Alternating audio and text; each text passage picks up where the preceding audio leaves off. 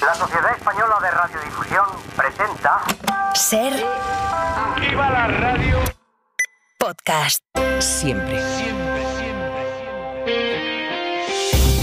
Las 7 de hoy por hoy.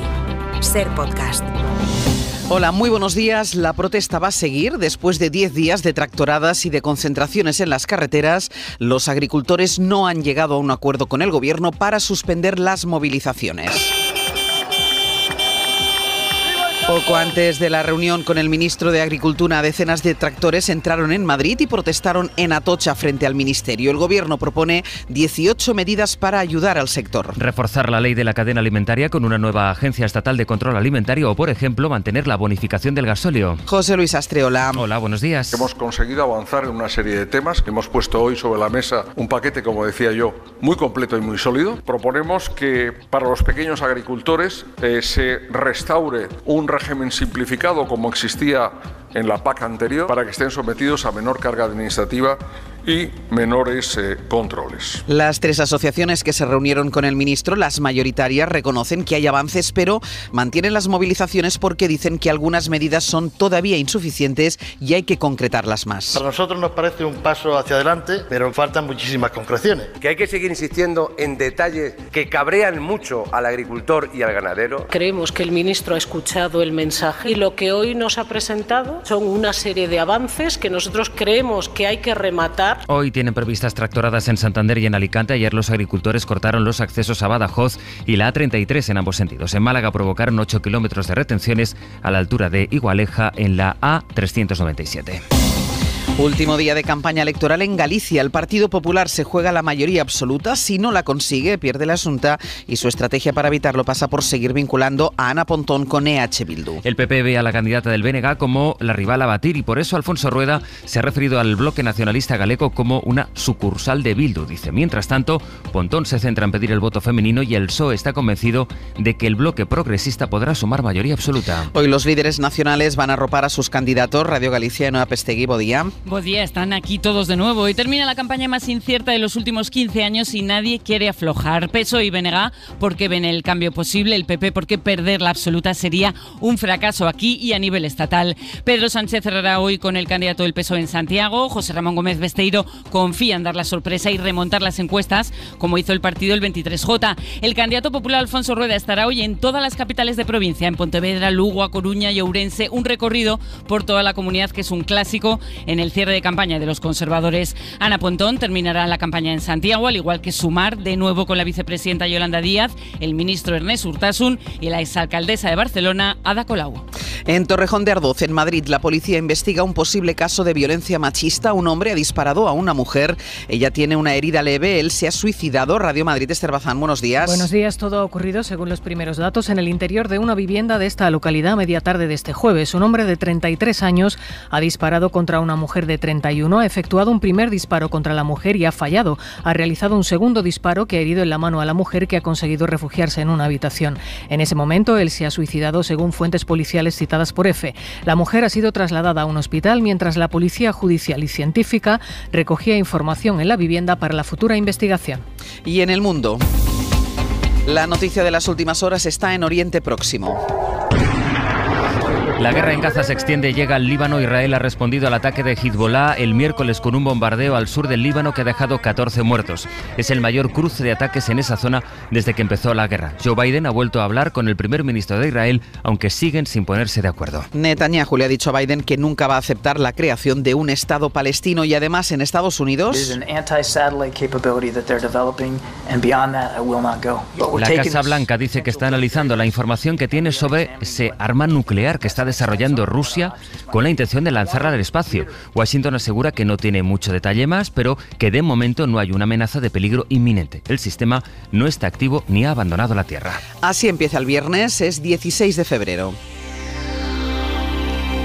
Y seguimos ahora por Aragón, porque allí las Cortes han derogado la Ley de Memoria Democrática. Esa fue una de las exigencias de Vox en su pacto de gobierno con el Partido Popular. Y el Partido Popular ya ha consumado esa concesión. Lo ha hecho también con el apoyo del Partido Aragonés y por un procedimiento de urgencia. Gillian Ayala, buenos días. Hola Ángels, muy buenos días. En contra votó toda la izquierda. Y mientras las Cortes derogaban la Ley de Memoria Democrática, decenas de personas protestaban en la puerta del Palacio de la Aljafería. Radio Zaragoza, Pepe Las Marías, buenos días. Hola, buenos días. Eran miembros de las asociaciones memorialistas y también familiares de represaliados. La portavoz de estas asociaciones, Anabel Lapuente, dijo que con esta derogación se han quitado los derechos a gente que murió en la guerra y en la represión. Y en esa protesta escuchábamos el testimonio de familiares de víctimas del franquismo, como el de Rosa. Me llamo Rosa Casas Zalaya, soy nieta de fusilado, hija de represaliados políticos, sobrina e hija.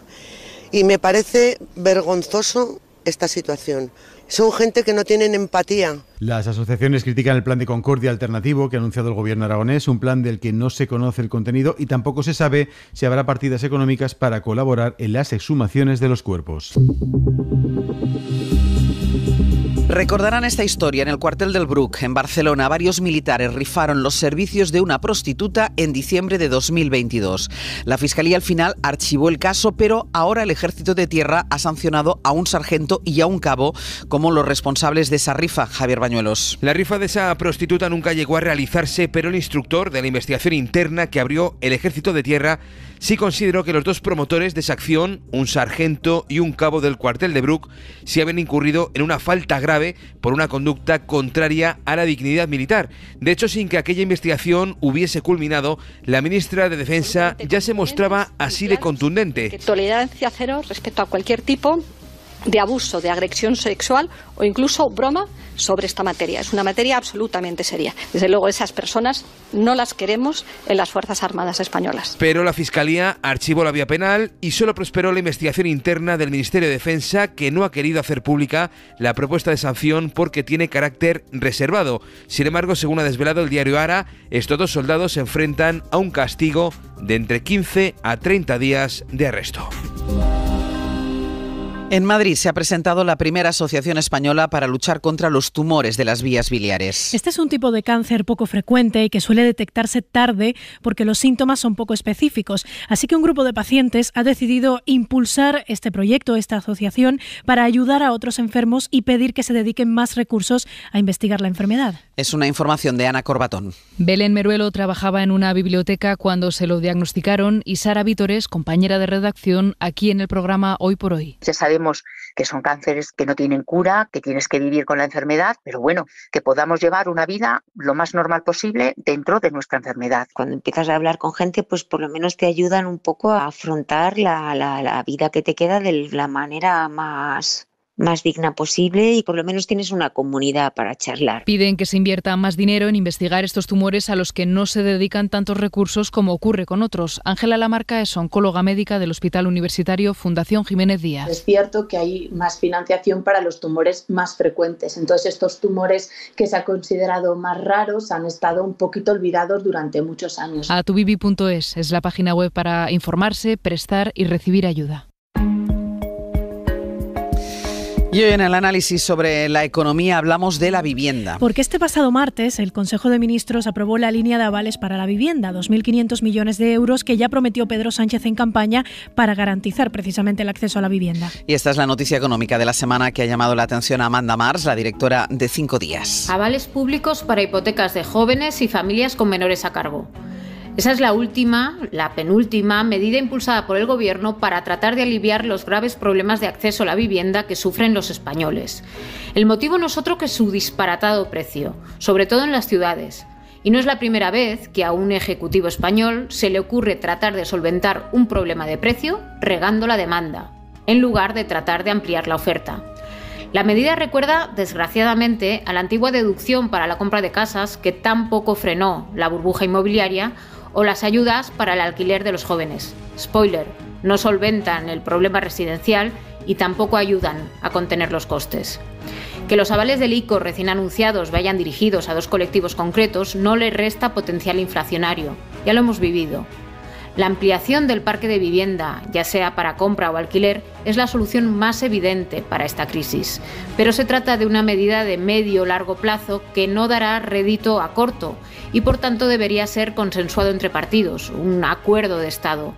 Pero las prioridades y los tiempos políticos están hoy en otra parte. Y fuera de España también es noticia una previsión en la agenda para este fin de semana en Múnich, la conferencia de seguridad. Allí se va a hablar sobre todo de Ucrania y por eso va a ir hasta allí Volodymyr Zelensky. El presidente ucraniano se va a reunir con el canciller alemán, con el presidente francés y con la vicepresidenta de Estados Unidos, corresponsal en Alemania, Carmen Viñas. Estados Unidos proporciona la delegación más grande de esta conferencia de seguridad de Múnich, liderada por la vicepresidenta Kamala Harris, quien viaja junto al secretario de Defensa, Lloyd J. Austin, el secretario de Estado, Anthony Blinken, y representantes del Congreso. Hasta el próximo domingo se reunirán 50 jefes de Estado y de Gobierno, unos 60 ministros de Asuntos Exteriores y más de 25 ministros de Defensa, además de miembros de la OTAN, Naciones Unidas, la Unión Europea y representantes empresariales, expertos militares y científicos. El presidente de Israel, Isaac Herzog, será uno de los invitados. También se espera el presidente ucraniano Volodymyr Zelensky, que asistirá a la conferencia el sábado y hoy se reunirá con el canciller Olaf Scholz en Berlín y con el presidente francés Macron en París. El secretario general de la ONU, Antonio Guterres, es el encargado de la conferencia inaugural. Las guerras en Ucrania y la Franja de Gaza centrarán buena parte de las conversaciones, también el papel de Europa en el mundo, las relaciones entre las principales potencias y cuestiones climáticas.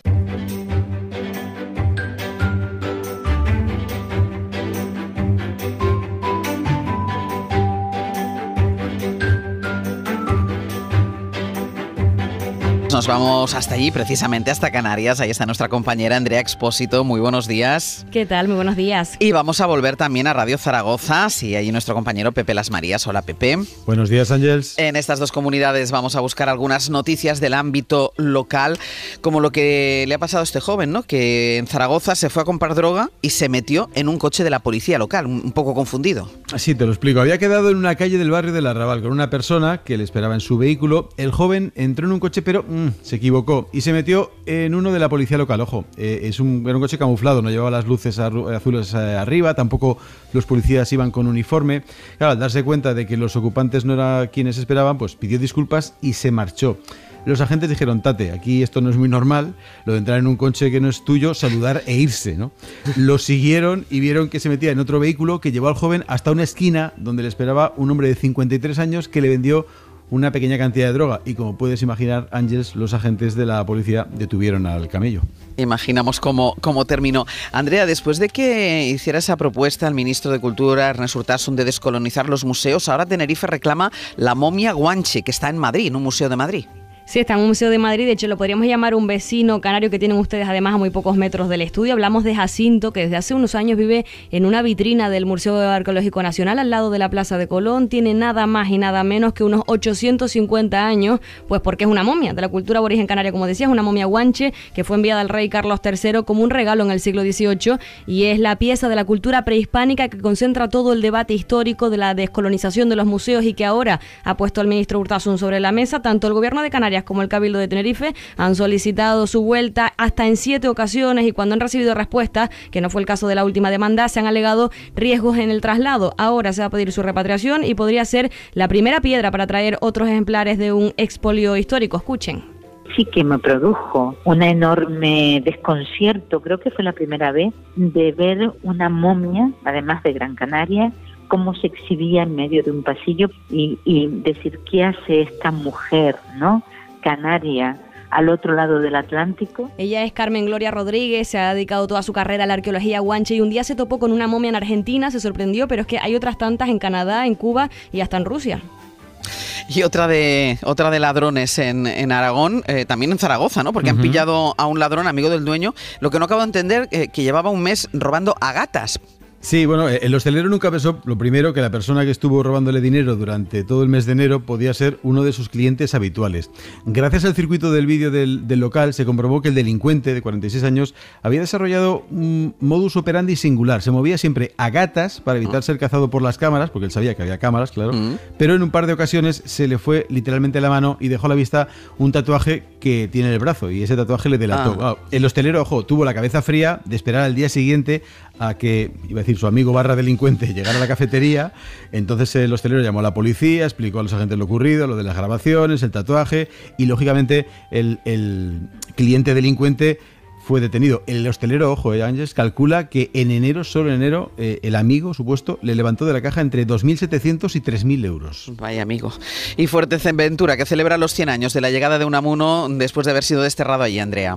Sí, después de su destierro en el que lo mandó allí Primo de Rivera, que recluyó al literato en esa isla, pues ahora pasa revista su mirada sobre ella y su gente renovando su casa museo en Puerto del Rosario con un montón de actos para celebrar este centenario, una isla donde además veía Unamuno, donde otros veían el destierro, él vio las maravillas del paisaje y su gente, así que bueno, se va a celebrar este año con ese centenario. Pues Pepe, Andrea, gracias. Adiós. Hasta luego. Y vamos ya con nuestra recomendación cultural para empezar el día. Es viernes, así que tocan estrenos de cine. Pepa Blanés.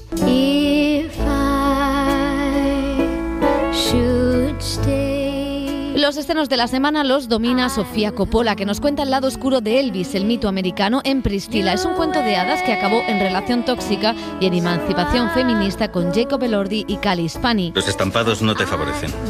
Es como un bosque. ¿Como un bosque? A mí me gusta. Los lisos te sientan mejor. Odio el marrón, me recuerda al ejército. De Elvis pasamos a Bob Marley con una biografía aficionada sobre la vida del músico jamaicano que se convirtió en un icono político y musical. Aquí hay una guerra.